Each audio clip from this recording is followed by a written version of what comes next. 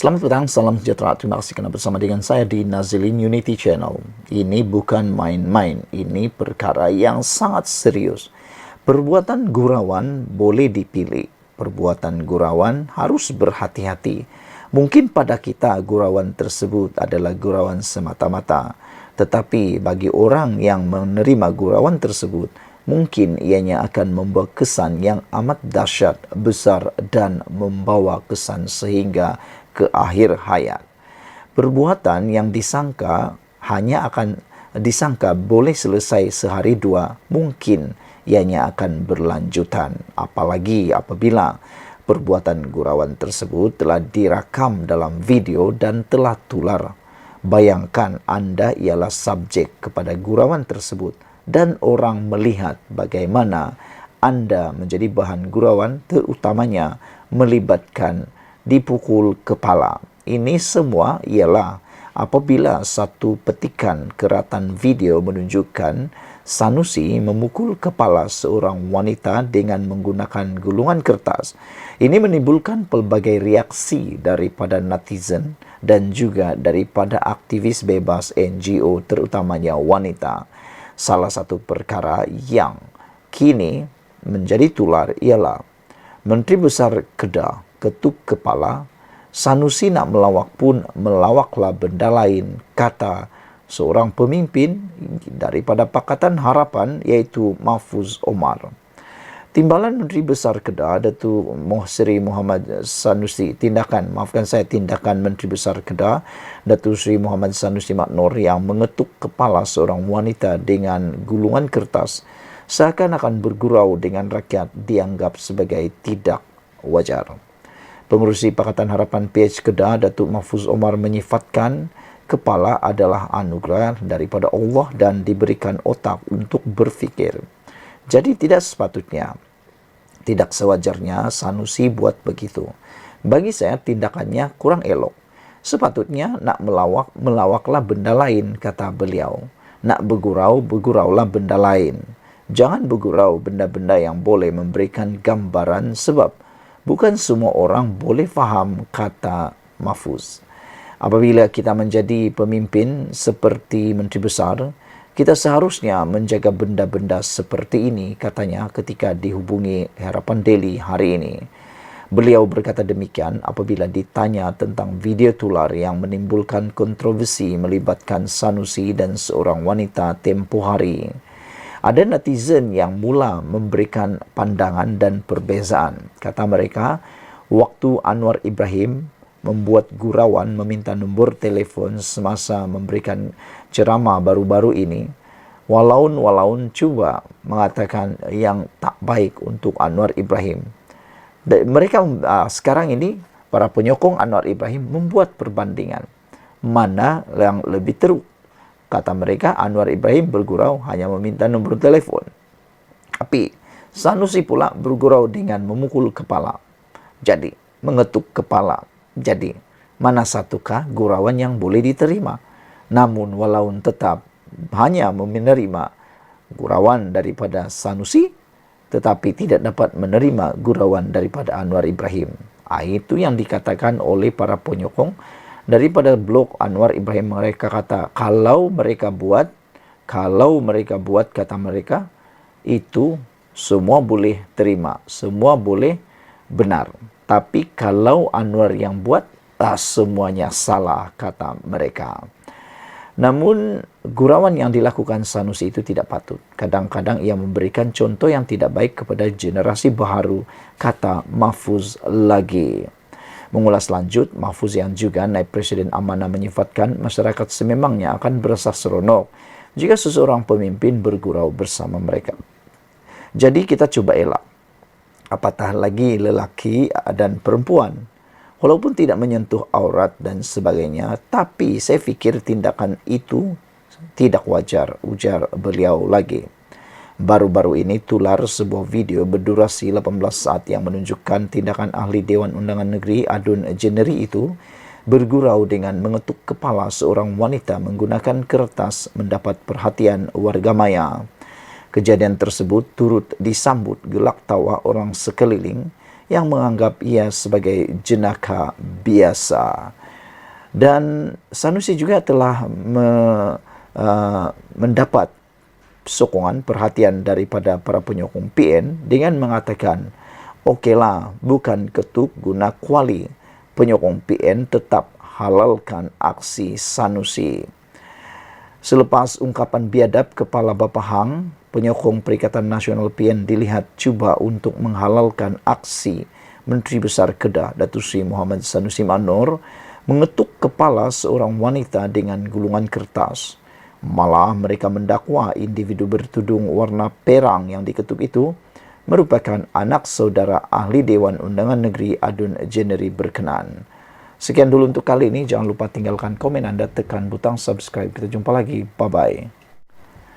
Selamat petang, salam sejahtera. Terima kasih kerana bersama dengan saya di Nazilin Unity Channel. Isu tentang pengislaman oleh Anwar Ibrahim kini menjadi hangat di media sosial. Namun demikian, ini pula apa yang dikata oleh Mufti baru-baru ini.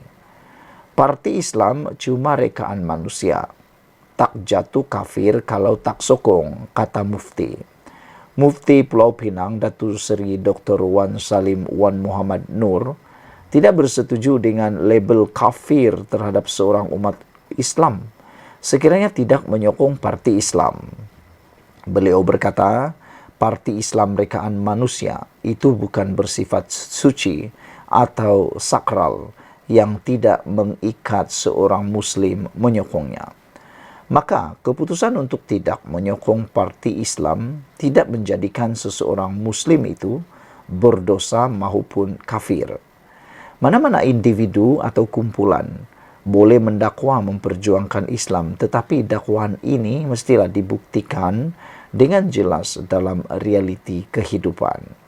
Perlu diingatkan, Islam tidak akan tegak dengan slogan semata-mata, tetapi ia ditegakkan dengan amalan dalam kehidupan rakyat sejahtera dan berkebajikan di samping pentadbiran negara yang baik, bersih dan cekap, kata beliau lagi.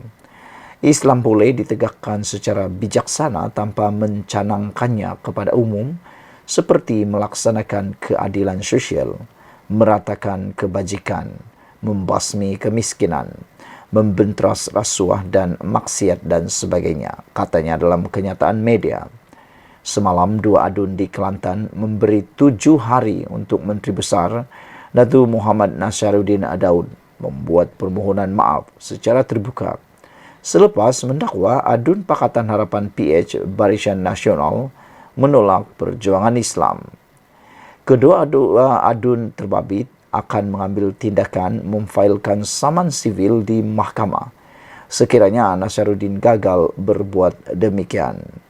Muhammad Syahbudin berkata, kenyataan pesuruh Jalpas Kelantan itu adalah budaya takfiri yang boleh memecah belahkan rakyat dan masyarakat negara ini. Dalam sedutan ceramah Nasharuddin, beliau berkata, terima kasih banyak-banyak kepada rakyat Kelantan ini. Mu beri sokongan kepada perjuangan Islam. Alhamdulillah, orang muda bersemangat. Orang tua tu hok sok modah sokong perjuangan Islam. Orang muda pun sokong, kata beliau. Alhamdulillah sehingga tinggal 2 kerusi. Tak pula, kena ada juga takut orang nak tengok lagu mana hok lawan perjuangan Islam ni. Jadi rakyat boleh tunjuk hok 2 tu, katanya lagi di dalam ucapan tersebut. Susulan daripada itu, 2 adun PHBN telah pun meminta atau menuntut Menteri Besar Kelantan yang baru itu untuk memohon maaf dalam tempoh 7 hari. 7 hari untuk Menteri Besar Datuk Nasharuddin Daud membuat permohonan maaf secara terbuka berhubung selepas mendakwa 2 adun Pakatan Harapan PH Barisan Nasional menolak perjuangan Islam. Itu penegasan adun Kota Lama Dr. Hafizah Mustaqim dari PH dan adun Galas Muhammad Syahbudin Hashim dari BN dalam sidang media hari ini. Kedua-dua adun terbabit akan mengambil tindakan memfailkan saman sivil di mahkamah sekiranya Nasruddin gagal berbuat demikian. Muhammad Syabuddin berkata, kenyataan pesuruhjah PAS Kelantan itu adalah bukti takfiri yang boleh memecah belahkan rakyat dan masyarakat negara ini. Kami tersinggung dengan penyataan Menteri Besar ini yang saya anggap sebagai melampau dan ekstrim, dan ia mewakili 10.742 rakyat galas yang mengundi BN dan 9.691 rakyat Kota Lama mengundi PH, katanya dalam satu sidang media bersama Dr. Hafiza hari ini. Sebelum ini, Nasruddin dalam satu rekaman video yang tular mendakwa kemenangan PAS masa pilihan raya PRN Kelantan 12 Ogos lalu adalah kemenangan perjuangan Islam. Ketua Penerangan PAS Kelantan yang juga digelar Panglima Perang PAS Negeri turut menyifatkan 2 kerusi yang dimenangi PHBN sebagai pihak yang menentang perjuangan Islam. Sementara itu, Dr. Hafiza berkata, kenyataan Nasruddin itu tidak sepatutnya diungkapkan kerana Muhammad Nasruddin sebelum ini menyatakan mahu bekerjasama dengan Kerajaan Persekutuan. Ini bertentangan dengan semangat federalisme, tidak menghormati langsung bahawa dalam negara demokrasi kita ada pilihan rakyat untuk memilih, dan kita akan melaksanakan tanggungjawab sebagai penyemak dan imbang dalam Dewan, sedangkan peringkat tertinggi memandang serong kepada kita, katanya. Dalam pada itu, Syabuddin dan Dr. Hafiza telah mengerahkan peguam untuk menghantar notis tuntutan maaf terhadap tersebut kepada Muhammad Nasruddin. Sekian dulu untuk kali ini. Jangan lupa tinggalkan komen Anda, tekan butang subscribe. Kita jumpa lagi. Bye-bye. Selamat pagi, salam sejahtera. Terima kasih karena bersama dengan saya di Nazilin Unity Channel. Saudara-saudara sekalian, ini satu lagi perkara kemenangan baru kepada Anwar Ibrahim. Disangka beliau akan tumbang pada bulan 8 ini. Tapi rupa-rupanya yang disangka buruk menjadi baik. Yang dirancang jahat jadi kebaikan. Itulah pemimpin yang diridhoi Allah. Saudara-saudara sekalian, Datuk Seri Anwar Ibrahim mengatakan bahawa minat pelabur terhadap Malaysia jauh lebih baik berbanding dahulu. Jadi, tindakan-tindakan mahu mengucar-kacirkan kestabilan politik di Malaysia melalui tindakan kononnya nak mau tumbangkan kerajaan di tengah-tengah penggal, bagi pendapat para netizen, itu adalah satu tindakan yang boleh menyebabkan para pelabur tidak akan berminat. Namun demikian, oleh kerana Datuk Seri Anwar Ibrahim, maka oleh kerana kerajaan pimpinan Datuk Seri Anwar Ibrahim, maka dengan itu minat pelabur terhadap Malaysia kini jauh lebih baik berbanding dahulu. Perdana Menteri Datuk Seri Anwar Ibrahim berkata, minat pelabur antara bangsa untuk melabur di Malaysia berkembang jauh lebih baik berbanding tahun-tahun lalu. Beliau yang juga Menteri Kewangan berkata, situasi itu merupakan perkembangan positif dalam melonjakkan ekonomi negara. Kata Anwar Ibrahim, saya optimis bahawa dengan minat pelabur-pelabur antara bangsa berkembang sekarang jauh lebih baik daripada catatan 1 atau 2 tahun yang lalu. Itu satu sangat positif bagi kita kerana ia akan membantu melonjakkan ekonomi, tetapi lonjakan ekonomi itu harus beralih daripada pendekatan lama, katanya memetik utusan Malaysia hari ini. Anwar berkata demikian ketika menyampaikan ucapan pada Majlis Jalinan Kerjasama ITECAD. Menurut Anwar, perkara pertama yang perlu dilakukan adalah menghentikan pembaziran rasuah dalam tadbir urus dan mengamalkan pendekatan yang lebih prihatin atau manusiawi. Saudara-saudara sekalian, apabila Anwar Ibrahim mengisytiharkan perang rasuah secara besar-besaran, ini satu berita, sebenarnya berita baik untuk kita semua di Malaysia, kerana ini akan dapat menghentikan terus pembaziran akibat daripada rasuah. Rasuah ini kalau berterusan boleh menghancurkan negara. Manakan tidak, wang itu sepatutnya boleh digunakan untuk pembangunan negara, tetapi wang itu digunakan pula untuk membayar rasuah. Yang kedua, Bayangkan kalau pemilik kepada syarikat itu adalah pemilik atau syarikat itu tidak layak untuk melakukan suatu proyek, tetapi oleh kerana perbuatan rasuah yang terkutuk itu, maka apa yang terjadi ialah mereka yang sepatutnya layak tidak pula mendapat atau tidak pula dapat proyek tersebut. Mereka pula yang tak layak hanya kerana tindakan rasuah dapat pula proyek tersebut. Bukankah itu merugikan? Yang ketiga, proyek yang tak siap bila diberi rasuah pula mungkin jadi siap, ataupun proyek itu tak siap-siap kerana habis uangnya untuk menyuap di sana sini memberikan rasuah. Jadi dengan itu, apabila Anwar Ibrahim mengatakan ini, yaitu menghentikan pembaziran rasuah dalam tadbir urus dan mengamalkan pendekatan yang lebih prihatin dan manusiawi, kita harus menyokong tindakan tersebut. Ketiganya, kata Anwar Ibrahim, fokus pada isu dan bidang-bidang yang kita agak ketinggalan termasuk keselamatan makanan, soal transformasi digital dan bidang-bidang teknologi maklumat IT yang menurut Anwar Ibrahim yang nampak kita belum tingkatkan sepatutnya. Terdahulu, Perdana Menteri mengumumkan dana tambahan sebanyak RM6 juta kepada program iTechCAD tahun ini sebagai usaha untuk terus memperkasa usahawan mikro berpendapatan rendah. Tambahan itu merupakan penjimatan yang dilakukan oleh kerajaan dalam belanjawan tahun 2023, kata beliau lagi. Jadi saudara-saudara sekalian, ada orang kata Anwar Ibrahim tak mampu membawa Malaysia naik lebih tinggi, tetapi rupa-rupanya dengan adanya kekuatan Datuk Seri Anwar Ibrahim, minat pelabur terhadap Malaysia jauh lebih tinggi berbanding dahulu. Sekian, ikuti terus ulasan selepas ini. Selamat petang, salam sejahtera. Terima kasih kerana bersama dengan saya di Nazilin Unity Channel. Ini satu lagi pendedahan yang luar biasa yang mengejutkan semua rakyat Malaysia.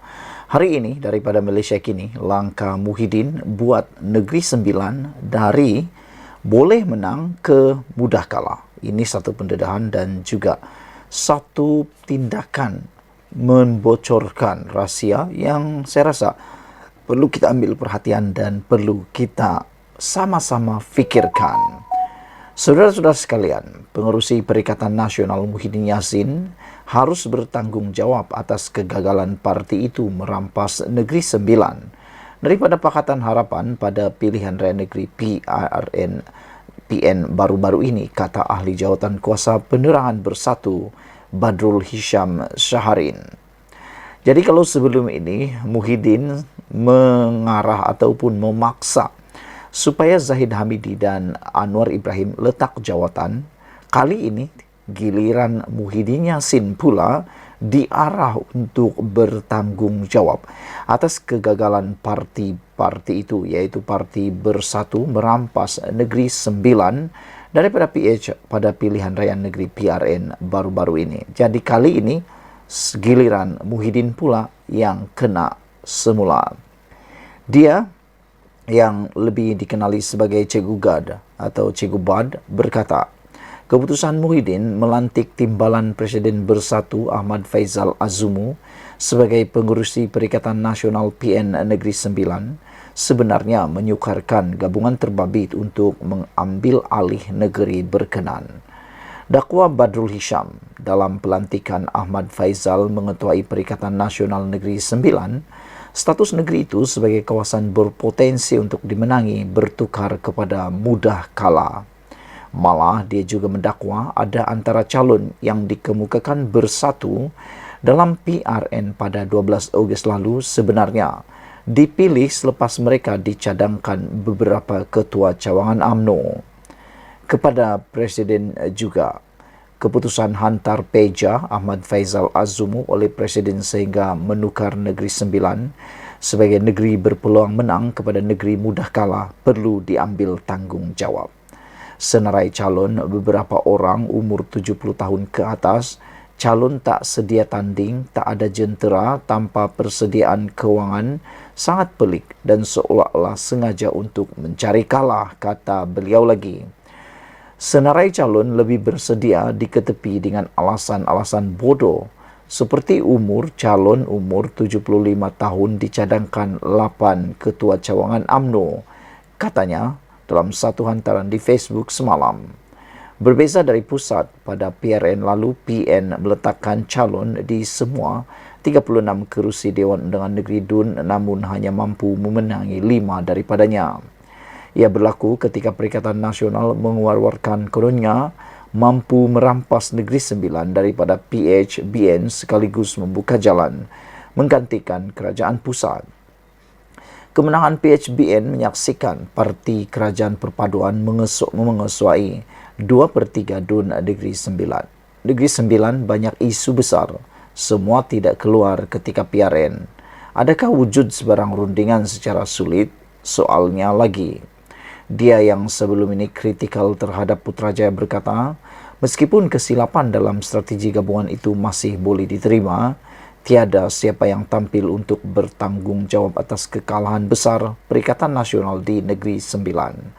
Badrul Hisham juga mendakwa dia ada mengingatkan Muhyiddin bahawa kekuatan bersatu dan Perikatan Nasional bukanlah daripada kepimpinan tertinggi. Sebaliknya, akar umbi dan kekuatan gelombang rakyat. Sementara itu, dia turut mempersoalkan mengapa Bersatu Kedah hanya menamakan 3 wakil rakyat untuk mengisi jawatan Exco dalam kerajaan negeri serta seorang timbalan Speaker Dewan Undangan Negeri di Kedah. Dia mendakwa perkara itu didedahkan menerusi surat Bersatu Kedah kepada Menteri Besar Muhammad Sanusi Maknor. Kenapa ini boleh berlaku sedangkan keputusan berbeza dengan keputusan Bersatu Pusat, kata beliau lagi.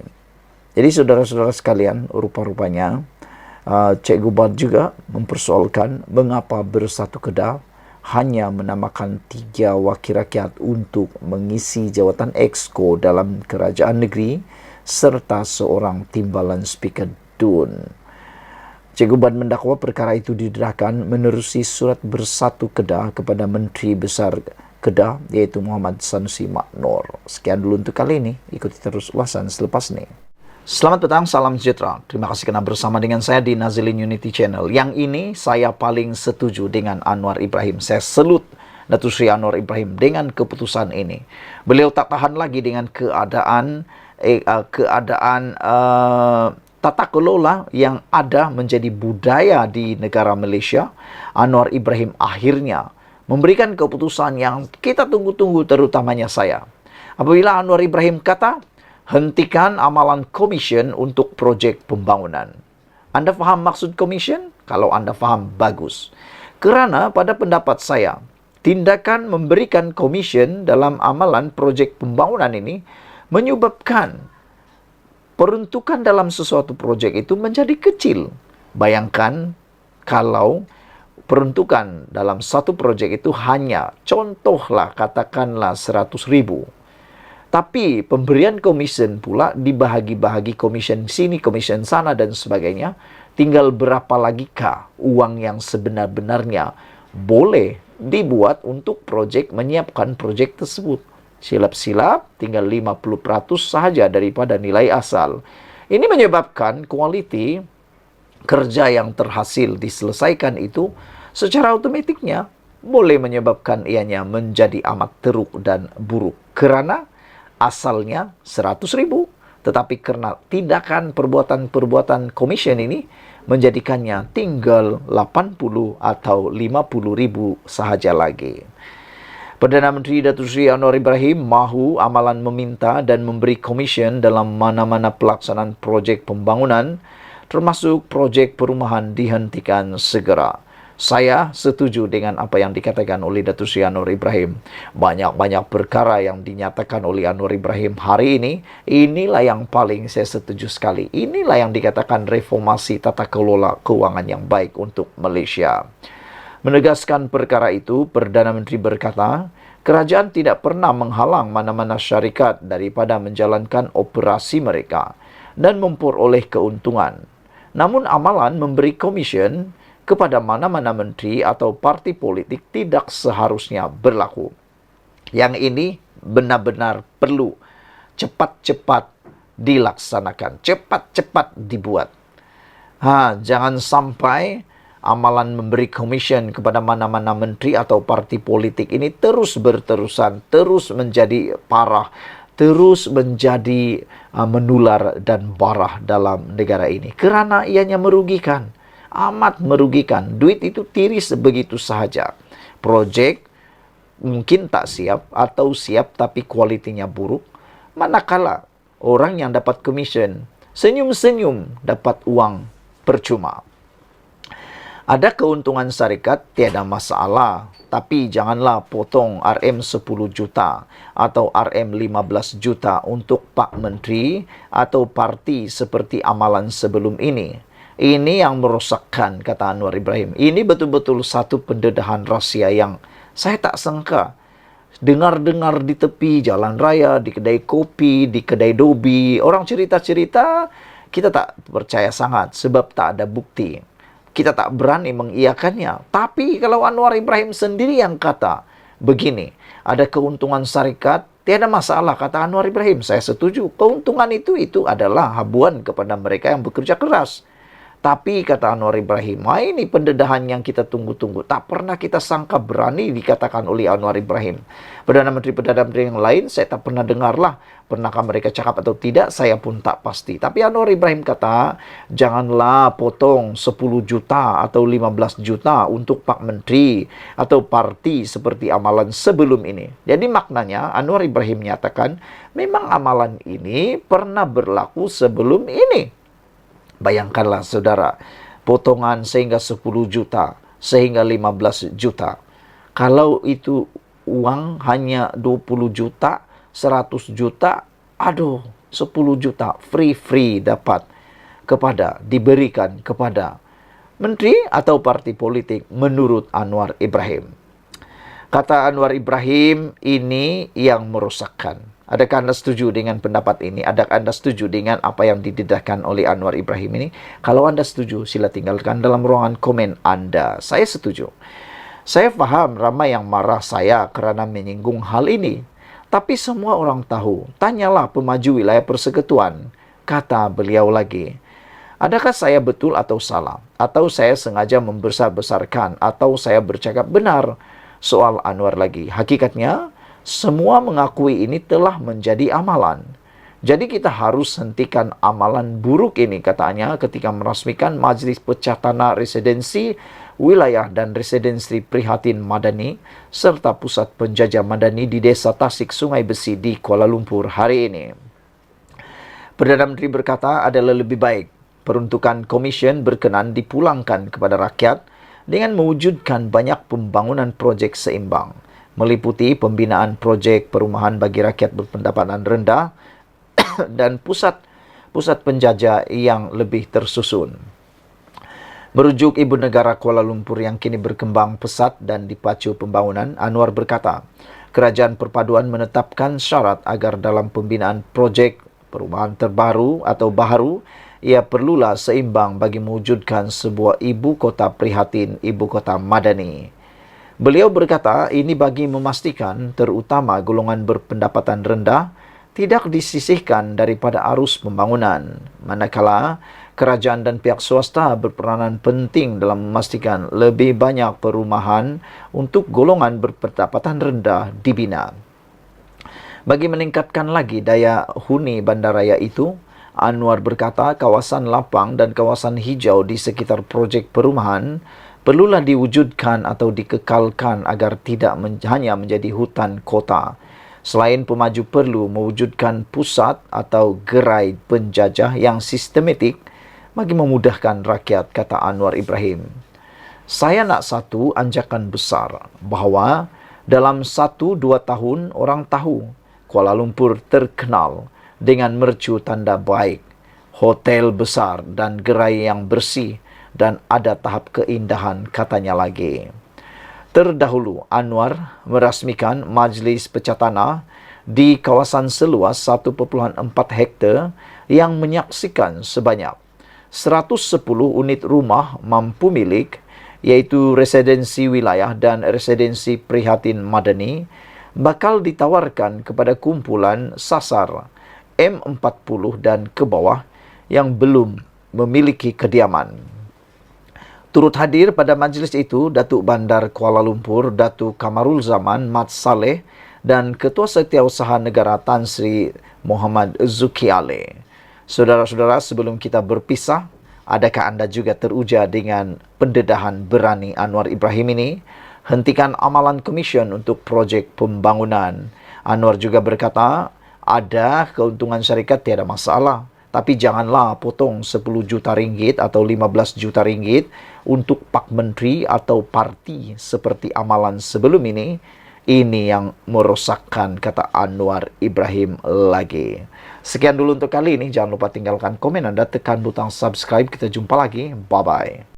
Selamat pagi, salam sejahtera. Terima kasih karena bersama dengan saya di Nazilin Unity Channel. Isu paling hangat pada pagi ini ialah pertanyaan, adakah Tun Mahathir Mohamad akan masuk parti PAS selepas PRN baru-baru ini? Ini semua apabila timbul persoalan di mana hala tuju proklamasi orang Melayu atau POM yang baru-baru ini diperjuangkan kononnya oleh Mahathir Mohamad. Dan persoalan itu akan dijawab sebentar lagi. Sila ikuti terus ulasan kali ini. Jangan lupa tinggalkan komen Anda, tekan butang subscribe. Saudara-saudara sekalian, ditulis oleh Sabudin Hussein, ini penerangan yang paling jelas dan paling tepat untuk Anda sebarkan kepada ramai orang berkaitan dengan hala tuju perjuangan Tun Mahathir Mohamad yang semakin hari semakin malap.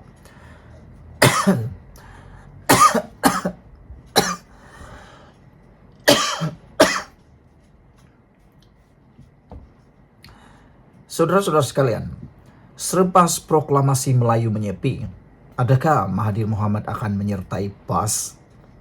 Di sebalik keputusan PRN yang memperlihatkan Perikatan Nasional khususnya, Parti PAS berjaya memperoleh majoriti undi Melayu.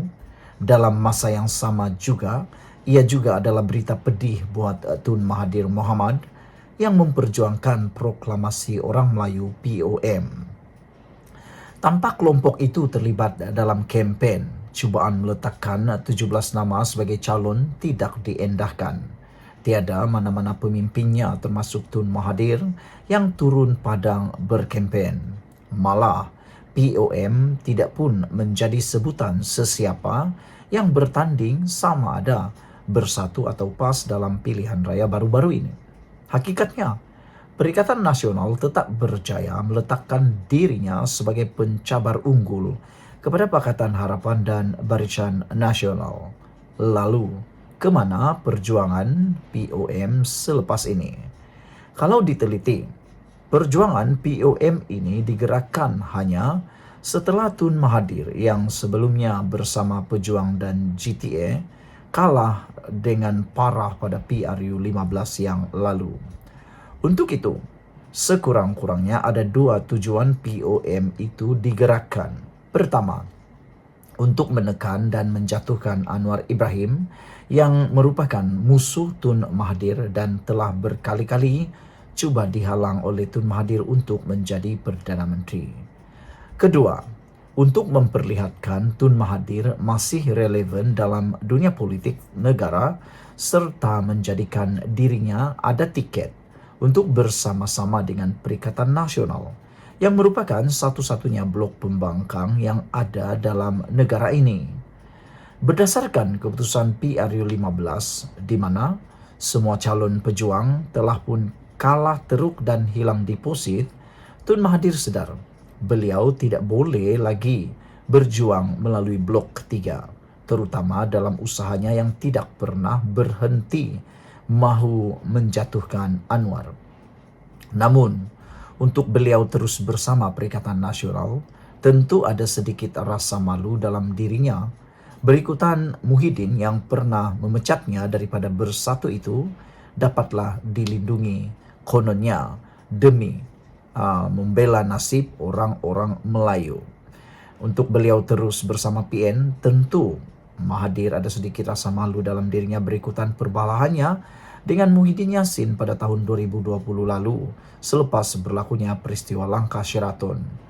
Jadi setidak-tidaknya dengan menggagaskan POM, Proklamasi Orang Melayu, Rasa malu untuk kembali bertaut dengan Muhyiddin yang pernah memecatnya daripada bersatu itu dapatlah dilindungi. Kononnya demi untuk membela nasib orang-orang Melayu. Itulah yang terjadi, di mana setelah sedikit sebanyak menggerakkan POM dengan pelbagai aktiviti, Tun Mahathir akhirnya membuka mulut dan menyatakan sedia bekerjasama dengan Muhyiddin.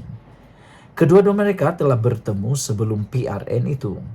Pun begitu, berikutan Muhyiddin kekal sejuk dan tidak menunjukkan jiwa sepenuh hati dalam pertemuan itu. Begitu juga dengan Hamzah Zainuddin selaku Ketua Pembangkang dan Setiausaha Agung PN atau Bersatu turut tidak berlebih-lebihan dalam memberi respon kepada proklamasi orang Melayu dan Tun Mahathir.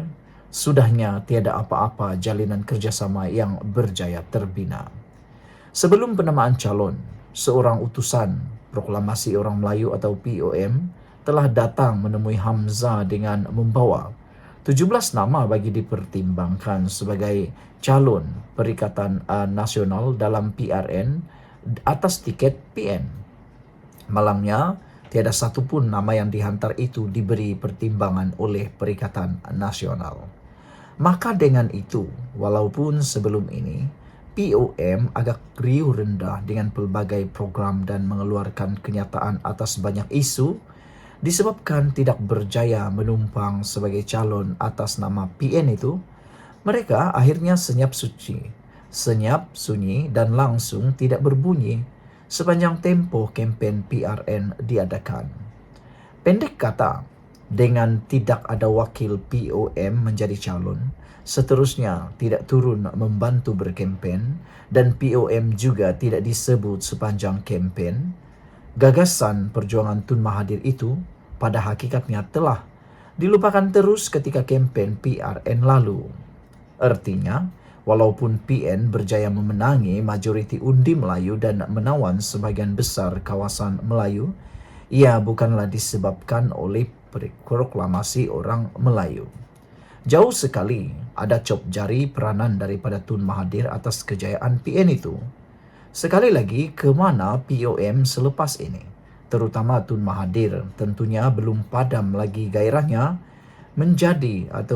daripada mahu menjatuhkan Anwar Ibrahim. Apakah sebagai pilihan akhir setelah tiada lagi pilihan, Tun Mahathir akhirnya akan menyertai PAS? Itu persoalan besar yang akan terjawab tidak lama lagi. Sekian dulu, sila tinggalkan komen Anda, tekan butang subscribe bagi yang belum tekan butang subscribe untuk membantu mengembangkan channel ini. Malaysia kita punya, kita jaga sama-sama, cintai Malaysiaku. Bye-bye.